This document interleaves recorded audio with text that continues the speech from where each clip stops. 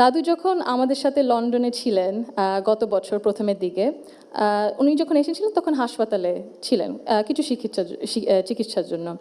ওখানে বিভিন্ন দেশ থেকে নার্স ছিল, ডাক্তার ছিলেন, এবং একটি নার্স ছিলেন নাইজেরিয়া ওয়েস্ট আফ্রিকাতে। আম্মা আব্বা একদিন দাদুকে সকাল সকাল দেখতে গেছিল। তো নার্স তারপরে বলেছে যে, ও আমি তো আপনার মাকে চিনেছি। আম্মু আব্বু বললো, কিভাবে? আপনার মাই প্রথম ইলেক্টেড প্রাইম মিনিস্টার বাংলাদেশের না? আম্মু আব্বু তো অবাক, হ্যাঁ আপনি কিভাবে জানেন? তো নার্স তারপরে বললো যে আপনাদের যে উনি যে এত কিছু করেছেন এই মেয়েদের শিক্ষার জন্য, specially primary education, food for education, cash for education, এগুলো আমাদের সরকার ওই ৩৫-৩০ বছর আগে দেখে ইমপ্লিমেন্ট করেছিল।